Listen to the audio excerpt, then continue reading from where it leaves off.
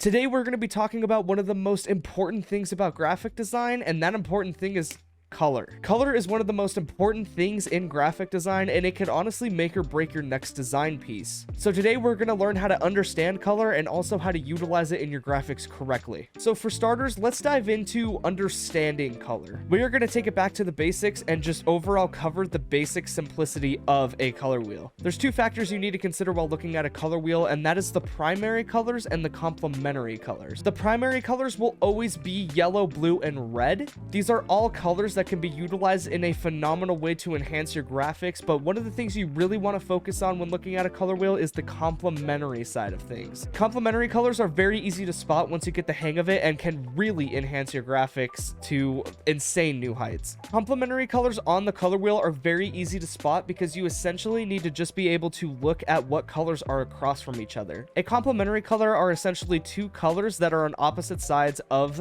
the color wheel, and they can bring you a phenomenal picture combined, and overall it will provide very high contrast and will also create a massive impact when it comes to color combinations and other things like that. It's important to note that all complementary colors will appear very bold and very bright when used on certain designs. Complementary colors can be great if you want to bring very high contrast to your designs. However, you want to be very cautious with using these because sometimes the image can look absolutely blasted. So now that you understand the basics of the color wheel, I'm going to go ahead and put a link down below in the description that you could learn all sorts of different types of color combinations and different types of color layouts on the color wheel. We basically just covered the basics of the color wheel, but it definitely gets more in depth than that. You have monochromatic colors, you have analogous colors. There are loads of different combinations that you can do to get the perfect color for your design. But for the sake of this video, we are just going to go ahead and go with the basics. The next thing I want to talk about is a very famous design rule, which a lot of people probably do not know, but it is known as the 60-30-10 rule. It has to do with colors and distributing each individual color individually in your graphic. And this rule is very easy to follow, especially if you're using a three-way color scheme. And the rule basically states this: when you are creating your graphic, you want to use 60% of your primary color, 30% of your secondary color, and only 10% of your highlight color. And this is to make sure that everything becomes extremely balanced when you are looking at your piece, and the hierarchy flows very well, and the contrast. The hierarchy is very dependent on the typography, but at the same time, this is why it's important to understand color, because typography and color work together immensely. Let me go ahead and show you an example.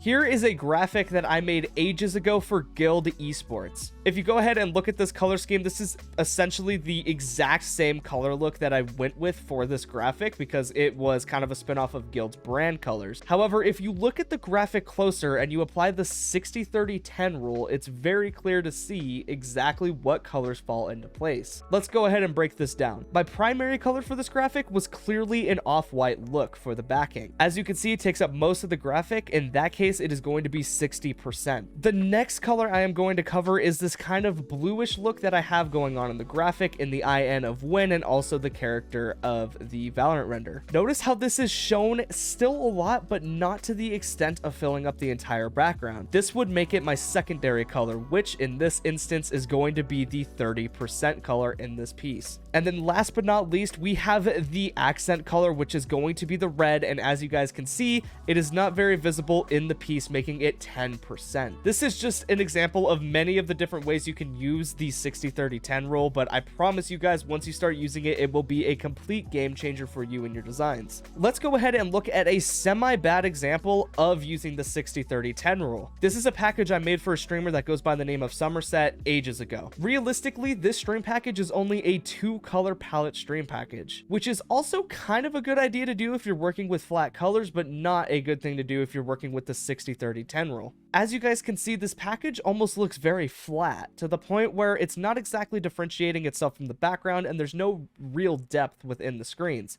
It mainly just looks like a very minimalized, vectorized stream package. It doesn't matter how hard you try. If you try to apply the 60-30-10 rule in this graphic, it will simply just not work because A, there's only 2 colors that I used, and B, I did not distribute them appropriately. The closest you can get is assuming that the pink color is 60% and the 30% color is white, which doesn't really look 30. It almost looks 10. It's not that visible on the screen. Moving on to the next tip of creating awesome color schemes for your graphic and utilizing them in a correct way, it is to create good color schemes to begin with. So down below in the description, I'm going to be leaving a link to probably the best color palette builder I've ever seen on the internet. And that color palette builder is known as Coolers. When you're making your color palette, depending on whether or not it's a 5-way color palette or a 4-way color palette, this is exactly how you should look at it. The first color you pick needs to be the main color, which is going to be the color that the viewer memorizes the most. For example, if we correlate this with brands today, McDonald's would be either a red or a yellow in the first slot. Best Buy would definitely be a yellow in the first spot. And if we look at Walmart, it is going to be primarily a blue in the first spot, because that is the first color you think of when you look at said brand. The second color you should keep in mind is the second main color to your color palette. 9 times out of 10, this color will be complementary of the first color you got. However, there are certain situations where this does not apply and it simply cannot be passed. The third color is going to be your highlighter, and it is going to be used for contrast. Depending on certain situations, this could either be your darkest color or your lightest color. It depends on what you truly want to do for your situation. It could be used for text, backgrounds, and other things like that in regards to your brand or design. The fourth color you're going to want to think about is a base color. A base color is essentially a color that can almost react to any other color on said color palette. And just for measure, you can add another base color at the very end of your color palette to also complement the fourth slot base color as well. And essentially how this is going to be laid out is the first 2 slots of your color palette are going to be known as your dominant colors. These are colors that are going to be most recognizable when you make the piece or make said brand, and are probably the most crucial part of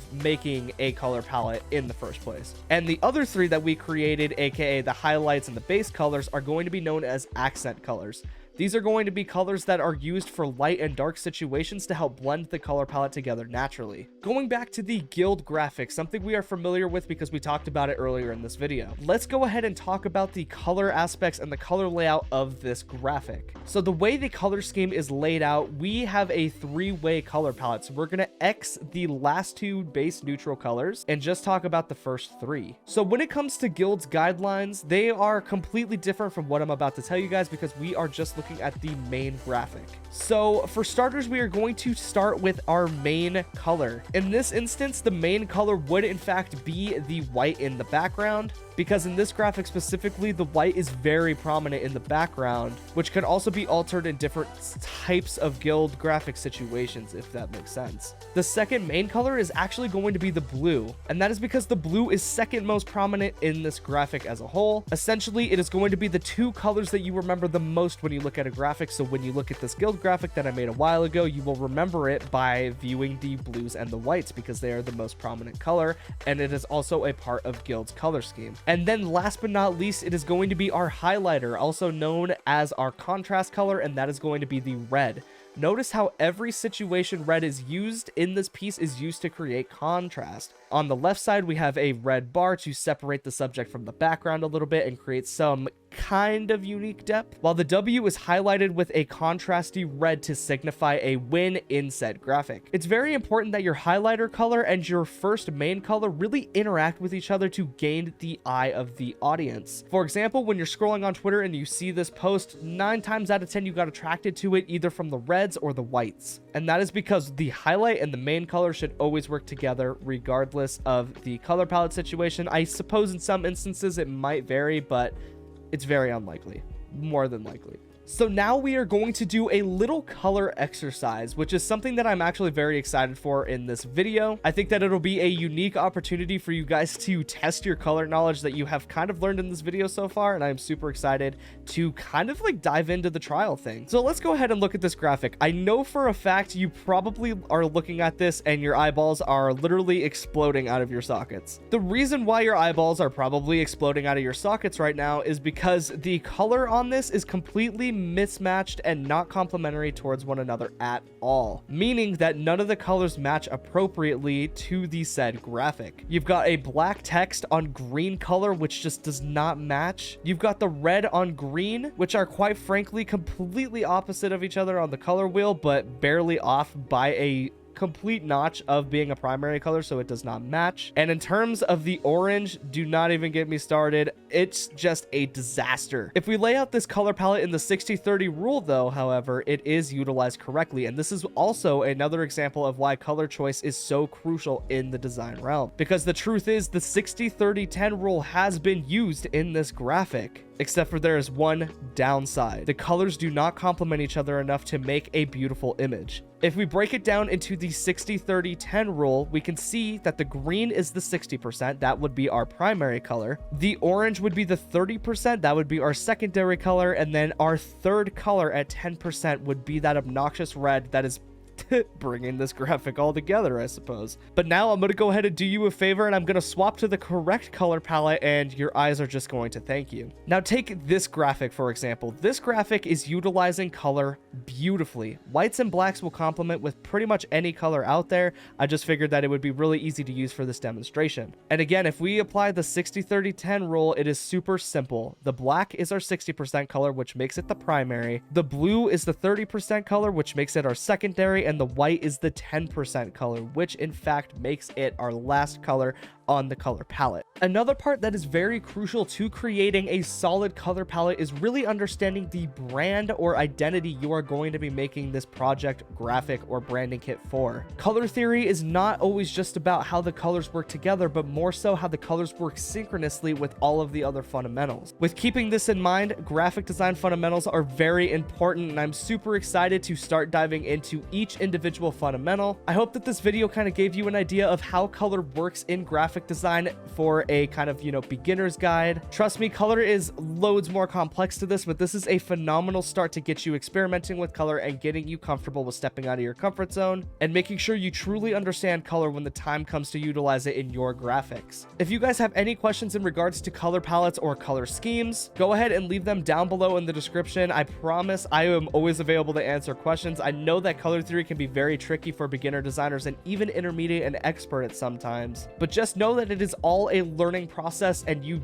quite honestly need to trust the process. Being patient with color theory is a phenomenal way to become an expert at it later down the line. But without further ado, ladies and gentlemen, I want you guys to go ahead and stay tuned for the future fundamentals of graphic design videos. They are going to be super fantastic for covering, the basic necessities of graphic design and other things of that nature. If you guys have any questions, do not forget to leave a comment down below or follow me and DM me on Twitter. I am always available. I always post design content like this. But without further ado, this has been Frostify, and I will see you guys next Friday with a brand new video. Peace out.